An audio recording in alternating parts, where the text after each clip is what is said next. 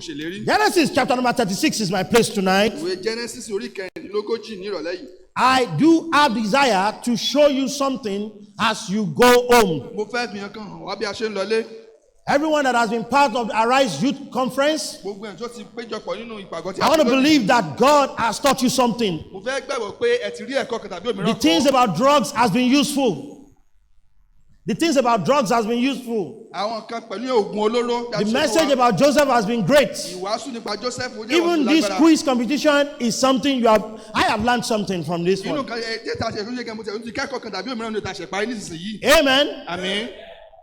So, because I used to think those boys were born during, but they actually came before. Mo lérò wípé Ephraim àti Manasseh I have learned something too. sí nínú nígbà tí ìyàn yìí ń lọ lọ́wọ́ ni ṣùgbọ́n kí ìyàn tó bẹ̀rẹ̀ òun láti bí wọn. Amen. Àmín èmi náà ti kọ́ nǹkan kan. But I want to teach you something quickly, and we want to close by 6:35. Mo sì fẹ́ sáré kó wa ní ìkankan mo sì fẹ́ kí àìtè parí. Stand with me so that you can stretch just one verse we are reading together. Ẹ jẹ́ pẹ̀lú mi bí a ṣe jọ ń ka ẹsẹ̀ Bíbélì kan. And I hope the media guys that are young adults will forgive me. Mo sì lérò wípé àwọn ọ̀dọ́ tó ń ṣe lórí And so they will help me to project Genesis chapter lọ́wọ́. 36. Ìwé Genesis orí kẹrìndínlógójì. Sincerely, I am against you. I didn't expect you to win them. It was Pastor Joseph that helped you. And we forgive him.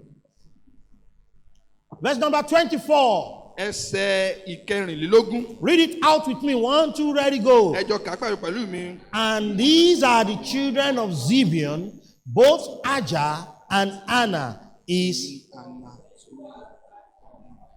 This was that Anna that found the mules in the wilderness as he fed the asses of Zibeon, his father. Please forgive me. Let's read it again. 1, 2, ready, go. And these are the children of Zibeon, both Ajah and Anna. This was that Anna that found the mules in the wilderness as he fed the asses of Zibeon, his father. Amen. Àmín. I titled this message, Mo pe àkọlé iṣẹ́ ìránṣẹ́ yìí. You will find something. Ó bá nǹkan kan jà. You will find something. Ó rí nǹkan kan. You'll be able to achieve something. Ó lè rí pé ó rí nǹkan kan gbà. You'll be able to obtain something. Ó lè rí nǹkan kan gbà. If you pay close attention tonight, Tó bá kíyèsí nǹkan kan ní àṣálẹ́ yìí. I probably will show you a truth that is seated in this thing. Màá tí òtítọ́ kan hàn yín níbi tí a kà yìí. And then I'm going to use it to challenge you to make 2 decisions with your life. Màá sì fi lò ó láti fi pè é níjà láti ṣe ìpinnu méjì nípa ayé yín. You will find something. Ó rí nǹkan kan. Lord, thank you for tonight. Amen. And everyone that came to hear your word, let Holy Spirit have his way in a special way. Amen. Give me appropriate illustration today. Amen. Help me to be a blessing, oh God. Amen. Thank you for what you will do. Amen. In Jesus' name. Amen. Amen. This chapter 36 Orí kẹrìndínlógójì yìí. was basically describing the children of Esau. Ó ń ṣe àpèjúwe àwọn ọmọ Ísọ̀. Of course, that Isaac had 2 sons, Ó sọ pé Isaac ó ní ọmọ méjì.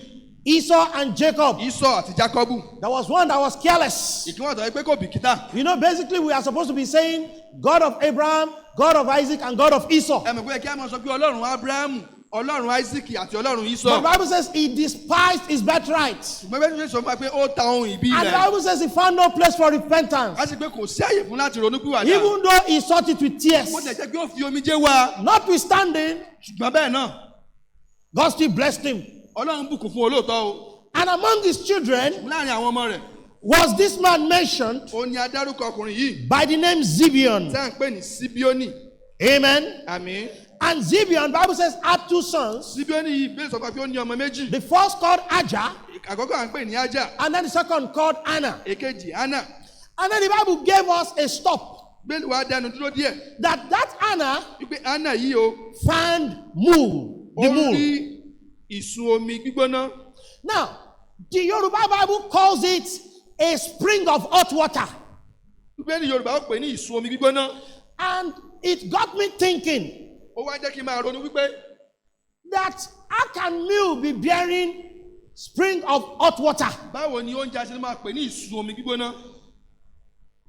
Some commentators also said that àwọn àpèjúwe bẹ́ẹ̀ kan that wọ́n the sọ pé mule he found was spring of hot water. wípé òṣùpá tí ó rí pé ìsun omi gbígbóná ni. But what mule generally means ohun tí òṣùpá tí àmì tó túmọ̀ sí ni wípé is usually an animal ó jẹ́ ẹranko that came from a male donkey tí ó wá láti ọ̀dọ̀ akọ kẹ́tẹ́kẹ́tẹ́ and a female horse. àti ẹṣin So mule, àti ẹṣin. the mule usually is ibakasie. Okay? But when he found his own, ìgbà tí ó rí títí ẹ̀ he found a horse ó rí ẹṣin and a donkey that was crossbreed. àti ìbákasí ẹ̀ tó pé wọ́n jọ No, lù papọ̀ àti ẹṣin kẹ́tẹ́kẹ́tẹ́ àti kẹ́tẹ́kẹ́tẹ́. ẹṣin àti kẹ́tẹ́kẹ́tẹ́ So ló wá di ibakasie. tó wá bí ìbákasí ẹ̀. Amen. àmín. I don't want you to miss this thought. As soon as I finish this thought, ìfẹ́ kí a sọ òye tó ń bọ́ ẹ̀wọ̀n ká sọ nù. but I am not into the semantics of what he found. mi ò special àyè bí kàwọn kàbí Because that thing got me confused myself. That somebody said is a spring of hot water, ṣùgbọ́n bẹ́ẹ̀ ni o ṣe pé ní ìsun omi gbóná and somebody said it is an animal. ẹnìkan wá pè ní pé ẹranko ìbákasí ẹni. What I just know that he found something. ṣùgbọ́n nǹkan tí mo wà ní pé ó rí nǹkan kan. And what he found ṣùgbọ́n nǹkan tí ó rí yìí has three characteristics. ó ní àpèjúwe mẹ́ta. If it is spring of hot water, tó bá jẹ́ ìsun omi gbígbóná if water springs out of the ground, tí omi bá jáde láti inú ilẹ̀ it naturally supposed to be cold. a mọ̀ pé ó yẹ kí ó tutù It's not supposed to be hot. kò yẹ kó gbóná. But when he found something, nígbà tí ó rí nǹkan kan yìí he found something. Number one, he found something unique. ó rí nǹkan tó yẹ pé ó yàtọ̀ ní gédégédé. If he had found a mule, that is the animal, tó bá yẹ kí ó rí ẹran ìbákasí ẹ̀ yìí he still found something very, very unique. ó sì rí Still. nǹkan tí ó tún yàtọ̀ náà tó ṣe It's pàtàkì. still not something common kò ń ṣe nǹkan tí ó wọ́pọ̀ to have a donkey that is male láti rí kẹ́tẹ́kẹ́tẹ́ and then a female horse àti ẹṣin come together tí wọ́n jọ lò papọ̀ and have a child. láti jọ bí ẹran kan. And usually, if it is the animal he tó found, bá jẹ́ pé ẹran yìí gangan ló wá rí okay, which I believe that was what he found. tẹ́mi sì gbàgbọ́ pé nǹkan tó rí lélẹ́yìí Are we together? tí a jọ wà pẹ̀lú mi. Do you know that mules are much more better than both horses and donkeys? ǹjẹ́ mọ̀ pé ìbákasí ẹ ó dára ju ẹṣin àti kẹ́tẹ́kẹ́tẹ́ lọ. It is recorded in Wikipedia that àtúmọ̀ ìwé ó sọ nǹkan fún wa. mules are more patient than horses. wípé àwọn ìbákasí ẹ yìí wọ́n ní sùúrù ju ẹṣin lọ. They are actually stronger than horses, wọ́n sì ní agbára ju ẹṣin lọ. and they usually have long life than horses. ẹ̀mí wọn a sì máa gùn ju ẹṣin lọ. And it's also recorded there that mules, ó tún fi yí wa pé ìbákasí ẹ yìí that they are less obstinate than donkeys. wípé wọ́n ní ìfaradà ju kẹ́tẹ́kẹ́tẹ́ lọ. Wọn ò lágídí. wọn ò lágídí bíi kẹ́tẹ́kẹ́tẹ́. And they are more intelligent. wọ́n sì jí ọlọ́gbọ́n. See, if you see a donkey, they can just run into a place that they know they will not fit in. tẹ bá rí kẹ́tẹ́kẹ́tẹ́ wọ́n kàn lè sáwọ́ ibì kan lọ́tọ́ pé ibẹ̀gùn ò lè gbà wọ́n. They know they will not fit in, they will still go through. wọ́n mọ̀ pé ibẹ̀ ò lè gbà wọ́n wọ́n tó lọ síbẹ̀. If it's a mule, tó bá jẹ́ ìbákasí they will ẹni not try to go forward. kò ní dán wò. They are more intelligent. àwọn tó gbọ́n. So, what did he find? kí ló wá rí o. Something unique. ó rí nǹkan tí ó yàtọ̀. Stay with me now. ẹ dúró pẹ̀lú mi o. Not only that he found something unique, kò ń ṣe pé ó rí nǹkan tí ó tó yàtọ̀ gan. but he found something useful. ó wá rí nǹkan tó tún wúlò. Let's assume, I'm assuming now, ẹ jẹ́ kí á wòye o mò ń wòye that he actually found the spring of hot water. wípé ó rí oṣù omi gbígbóná. Do you know that hot water is useful in the wilderness? ǹjẹ́ mọ̀ pé omi gbígbóná yìí ó wúlò nínú aginjù. But if you should also have found the mules, bá jẹ́ kó tó wá rí ìbákasí ẹ̀ yìí. they are also useful in the wilderness. jàǹbá náà tún wúlò nínú So aginjù. he found something unique. ó rí nǹkan tó kó ṣe He also found something useful. ó rí nǹkan tó wúlò ó rí nǹkan tó wúlò. Where did he find them? ibo ló ti rí wọn. In an unusual place. níbi tó jẹ́ pé kò wọ́pọ̀. Why would you expect a spring to be in the wilderness? báwo lẹ ṣe lérò pé ìsun omi yóò wà nínú aginjù. Or why would you expect that a mule is sitting in the wilderness all by itself? lérò pé ìbákasí ẹ yóò dúró ní aginjù. Yes, they have resilience, they have strength to do it. lóòótọ́ wọ́n ní agbára láti ṣe bẹ́ẹ̀ lóòótọ́ wọ́n ní But ìfaradà. you will expect to find, because And every time when you talk about meals in the Bible, you find it in the palace. torí pé gbogbo ìgbà tí a bá ń sọ̀rọ̀ ìbákasẹ̀ nínú bíbélì inú ààfin ọba láti máa ń rí. In fact, when they were going to put Solomon as the king, nígbà tó sì ti Solomon tí yóò di the ọba. Bible literally says that David said, put him on my own meal. bíbélì jẹ́ kí ó yọ pé David sọ pé ẹgbẹ́ Solomon sórí ìbákasẹ̀ tèmi gangan. Are you with me now? jẹ́ wà mí pẹ̀lú mi. He found something. ó rí nǹkan. Is it spring? ṣé ìsun omi gbóná ni. That's what Yoruba say. nǹkan tí bíbélì Yorùbá sọ. But the King James Bible ṣùgbọ́n bíbélì ọba says he finds the ó moons. sọ pé ó rí And I ìbákasẹ̀. checked Webster of 1828. I mean, 1928 is the latest one. The Webster that I've checked talks about this animal. ó sọ̀rọ̀ nípa ẹranko ìbákasẹ̀ yìí. In an unusual place. níbi tí kò wọ́pọ̀. But this is the key to the message. ṣùgbọ́n nǹkan tó fẹ́ fàyọ nínú Look at the ìṣẹ́ verse ìṣẹ̀lẹ̀ again. yìí. ẹ tún wẹsẹ̀ bíbélì tí a kà o. The Bible says in that chapter 36 and verse 24. And these are the children of Zibeon, both Ajah and Anna. This was that Anna that found the mules in the wilderness. As he what? Fed the what? Of who? Is. bí ó ṣe ń bọ́ kẹ́tẹ́kẹ́tẹ́ sí bí ó ní bàbá rẹ̀. When did he find something? ìgbà wo ló rí nǹkan. When he was working for his father. ìgbà tí ó ń tọ́jú kẹ́tẹ́kẹ́tẹ́ bàbá While he rẹ̀. was not working for his father, ìgbà tí ó ṣégbà tí ó ṣe fún bàbá rẹ̀ níbí. he found nothing. kò rí nǹkan kan. Look at Ajah. ṣùgbọ́n ẹ wo Ajah. Ajah found nothing. Ajah ò rí nǹkan kan. He couldn't find anything kò rí nǹkan kan. because he wasn't working for his torí father. pé kò ṣiṣẹ́ fún bàbá rẹ̀. Hey, I want to speak to some of you young men that the few ones that are serving the Lord in this mo church. fẹ́ bẹ́ ìyàn ọ̀dọ́ tẹ̀ ń sin Ọlọ́run nínú ìjẹ́ kékeré mo fẹ́ bá yín sọ̀rọ̀ ní àṣálẹ́ Don't yìí. look at the fact that nobody has joined you. ẹ má wòye pé àwọn ẹlòmíì ò tí ì darapọ̀ pẹ̀lú yín o. Don't look at the fact that some people got into the church ahead of you. ẹ má dé pé àwọn kan dẹ́nu jọ wọ́n síwájú yín débẹ̀. Don't look at you, just stay vibrant and faithful to the Lord. Because you will find something. torí pé ẹ ó rí nǹkan. I don't care if somebody has been in church for 17 years. That's not my business. yóò kàn mí. What are you doing in the church? kí ló ń ṣe gangan nínú ìjọ Ọlọ́run.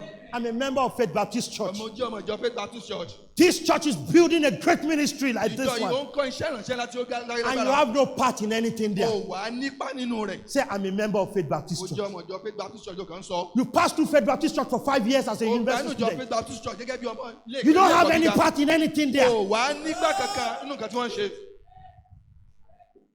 You should tag yourself a failure. ó yẹ kó o pe ara rẹ pé mo ti Even kùnà. if you graduate with first class. tó bá tiẹ̀ pé ìwọ gan ló parí pẹ̀lú first class gan. There are people that have passed this church that have been part of things that they do in this church and they graduated with first class. ọ̀pọ̀lọpọ̀ àwọn ènìyàn ti la ìjọ ìkọjá tó pé wọ́n ti ṣiṣẹ́ takuntakun ní ìjọ yìí, wọ́n sì parí pẹ̀lú first class. So what? ẹ wá ní. You are not part of anything. o ò lípa nínú nǹkan kan. It's not good though. kò dára rárá. Your house is close. ilé rẹ̀ tún súnmọ́. You come late to church. kò ń pẹ́ dé ṣọ́ọ̀ṣì. When you build your own house and it's in Aroje, nígbà tó bá kọ́lé tiẹ̀ bóyá ní how will àròjẹ. you come to church at all? báwo ló ṣe wá mú wá sínú ìjọ rárá bí. Sorry, your pastor. I am not encouraging anybody tonight. Oh. I just want to preach gba ẹnìkankan ní what I ìjọ believe fẹ́ God wàásù. wants me to preach. mo wàásù nǹkan tí Ọlọ́run sún mi lọ́kàn ní ìrọ̀lẹ́ yìí. If I finish to start everything, when I arrange them again. bá ti dá nǹkan rú ẹ lè fún ṣe nígbà tí. But I have seen a great ministry. a ní iṣẹ́ ìrànṣẹ́ láti ó lágbára mi báyìí. I have seen a great work going on here. ó ní iṣẹ́ ńlá tí ó ń lọ ní báyìí. And you call yourself a child of God. ó wá pèrè àrẹ ní ọmọ Ọlọ́run. Are you an Ajah or an Anna? ṣé Ajah ló jẹ́ ni àbí Anna ni ọ́. Ajah was at home, Ajah ń bẹ nílé. keeping nothing for his father. kò ṣe nǹkan kan fún bàbá rẹ̀. Can I give you another example? jẹ́ wọ́n lè fún àpẹẹrẹ kan fún yín. What's the first son of Jesse? Eliab, Abi. Eliab, first son of Jesse. Eliab was at home. Eliabu ọmọ àkọ́kọ́ ọmọ ẹ̀. David was on the field. wọ́n Dáfídì ó wà níbi tó ti It was David God chose. òní Dáfídì ni Ọlọ́run yàn. Because it was David that was busy. torí pé Dáfídì ló ń It was ṣiṣẹ́. David that was a shepherd. òun ló jẹ́ ẹni tó ń tọ́jú àwọn àgùntàn. In fact, his father was not thinking about David. bàbá rẹ̀ ògo tí ẹ̀ lórúkọ Dáfídì. His father was not thinking David can become a king. bàbá rẹ̀ olóńgbé Dáfídì ẹ̀ But jọba. it was David that was busy. ṣùgbọ́n Dáfídì ló ń ṣiṣẹ́. You will find something. ó rí nǹkan kan. Number one, àkọ́kọ́ get into God's work. máa ṣiṣẹ́ Ọlọ́run. Get in here Get involved. Arise and get into God's work. There is something for you to do in this place. Oh, girls that cooked yesterday, thank you for cooking that delicious rice. There is one sinner among them, but we forgive you. That was good cooking. More than cooking. Instead of singing all the song on the chair, come and sing in the choir. I don't care if it's only 10 people that is watching all of you. I 180 people start behind this podium. It's better than singing Wizkid's song. It's just right to sing God's song. Get into God's work. Get into God's work. Get into God's work. God wants to use you. Come and sweep this place for us. Come and clean chairs. Come and struggle for le song special or saying. You have to be committed. There won't be any special song. I want to come roll. Only people that sang in the morning, and those people that even sang in the evening.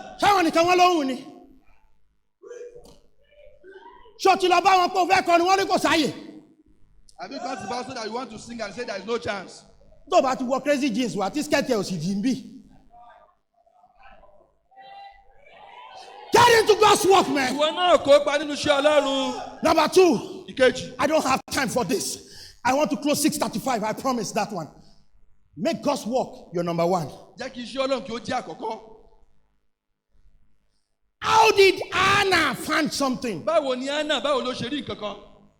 His father's work was his number 1. Can I ask you a question? Things that concerns God, is he number 1 in your life?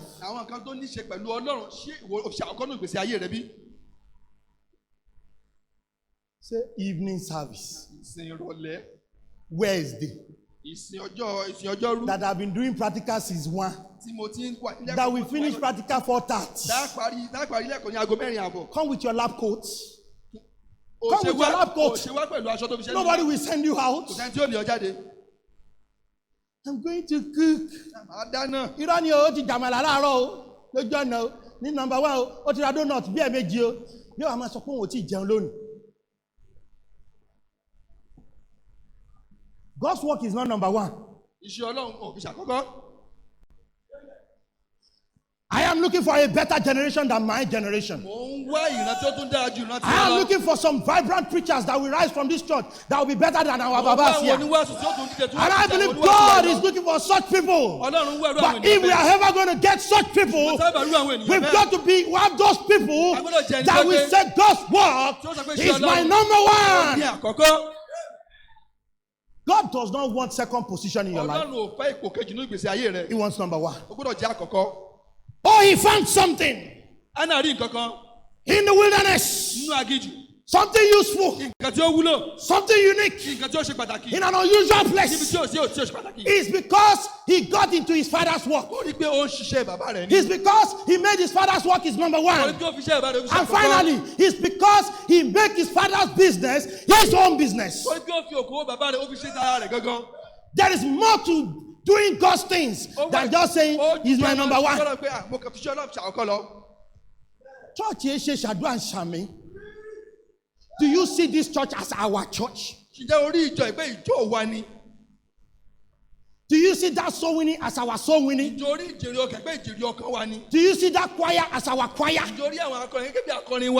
Do you see church work as our church work? I hope this is not pride.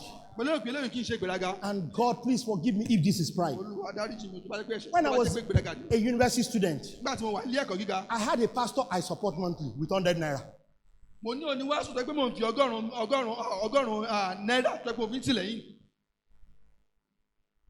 I will pay my tithe. And I give him 100 naira. In fact, he was a Bible student. Because that ministry is our ministry.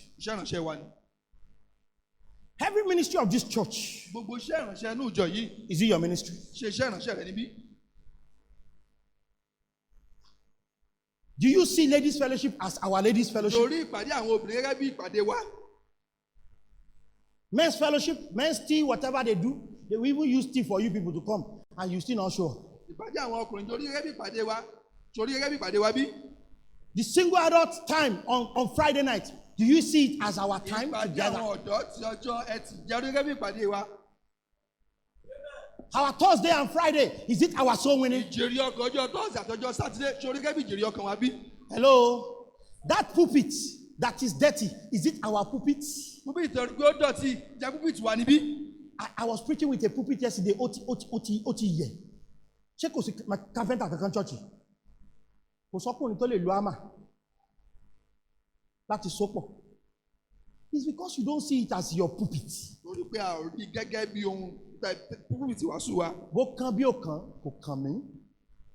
I don't care attitude. Look straight up, people of God. We need to change our perspective of God's work. First, to get into it. Second, to make it our number one. And then third, to make it our own work. If this church has an area they want to be running bus, is it our bus route? If this church has a single visitor in church, is it our visitor?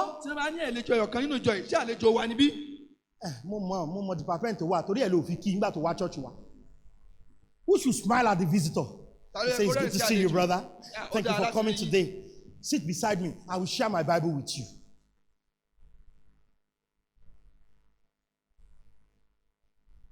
Hello. Say, you used to feel cool. So she now came to your church. You now feel cool. You do your own feel cool.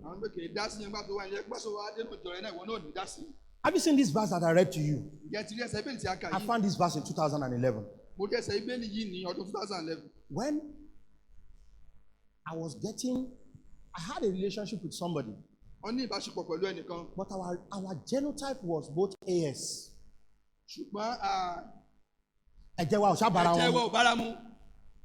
So I had to break up the relationship. And then it began to drive me crazy that there is no wife again in the world. I'm telling you, it was driving me crazy. I'm sorry, this story will delay me a little bit. You know what? I found this verse.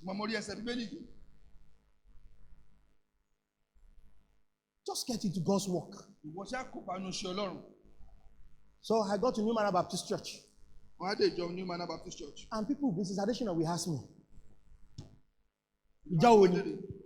She's my sister. She loves me. She wants me to just get married.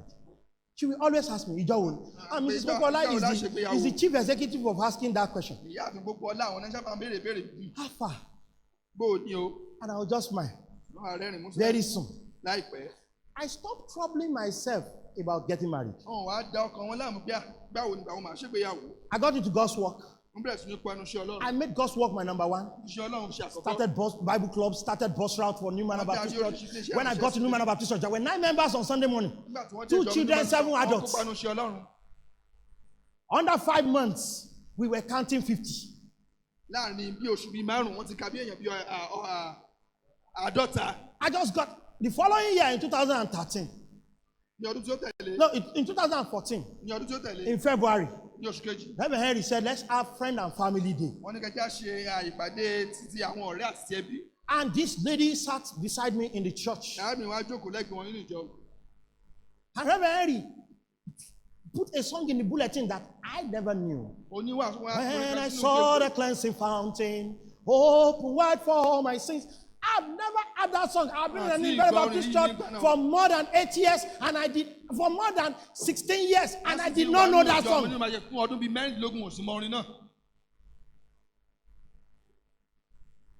And this dear lady started singing beside me. I will poison. She knew the song well. I was hoping that she will get up as first time visitor, and she did not get up. So I asked her, I said, who is that person that did not get up? And she said, that's Baba's last daughter now. She is the second daughter. We don't know. She doesn't come again. She used to come before. I told him, let's go visit her. Ẹja lọ bẹ̀ wọ́n o. God is my witness. Just doing God's Wọ́n business. kàn ṣe ṣe Ọlọ́run. God is my witness. Not thinking about anything. Wọn ò ro nípa kankan. Wọ́n kàn God is ṣe my, Ọlọ́run. I'm not kidding you. Not thinking about anything. Wọn ò ro nípa kankan. I got into God's business. Go visit. And I said, you What's come back to about church you? tomorrow. She came back to church. Ẹni wá pẹ̀lẹ́ wọ́n sì nílé ìjọ. And the message I preached on Sunday morning, that message I preached this morning, draw nigh to God, I preached it the following Sunday. Ìwàásù tí wọ́n wà láàrin wọn wà ní ọjọ́. She came back to soul winning the following week. Ẹni wá sí jèrè ọkàn. And Reverend said, Busayo, I'm a real. Oníwàásù wa sọ pé yà, arábìnrin Busayo, you are here tonight. Only one that draw nigh to God. He said the word of God said we should draw near to God. She had a class in DLC then. She was already following one Catholic. Her children would have been doing, Hey Mary, full of grace. Let this be. I said that amongst women. But she found the fine boy, you know. Amen. I'm telling you, by December of 2014, we have done introduction. Wọ́n ti ṣe mọ̀ ìmọ̀ nínú ọdún àìní oṣù kejìlá ọdún náà. I found something. Wọ́n rí nǹkan kan. Something unique. Nǹkan tí ó ṣe iyebíye. Something useful. Nǹkan tí ó wúlò. At an unusual time. Ní àkókò tàbí kò wọ́pọ̀. Because God's business was my Orí business. pé iṣẹ́ Ọlọ́run jẹ́ nǹkan tí ó Because fi ṣe God's Ọlọ́run. business was my number Orí one. pé iṣẹ́ Ọlọ́run fi ṣe àkọ́kọ́. And I'm telling you, because God's business was my Orí business. pé iṣẹ́ Ọlọ́run wọ́n fi ṣe iṣẹ́ wọn. I got into God's business. Wọ́n kópa nínú iṣẹ́ I made Ọlọ́run. God's business my number one. Iṣẹ́ Ọlọ́run fi ṣe And I àkọ́kọ́. found something. Wọ́n sì rí nǹkan kan. You will find something. Ìwọ náà ó rí nǹkan kan. Is God's business your business? Ṣé iṣẹ́ Ọlọ́run jẹ́ iṣẹ́ rẹ bí? Are you involved? Ṣé o ti ń kópa níbẹ̀? Is it your number one? Ṣé o fi ṣe àkọ́kọ́? Thank you, Jesus, for tonight. Amen. And I can't explain it better than this. I just beg you to help people to get this right. They just need to get this right, especially our young ones, to get into your business, oh God. And to make your business their number one. And to make your business their business. Say, Pastor, pray for me. I want to get into God's business. I want to make God's business my number one. I want to make God's business my business. Pastor, pray for me. Raise your hand. Let me see you where you are.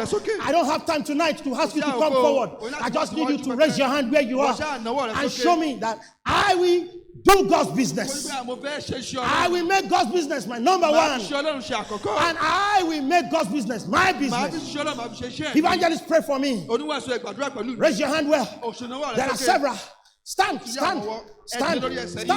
are not coming here. I just want Rabbi Ojo to pray for you. God's business. God's business. God's business. My business.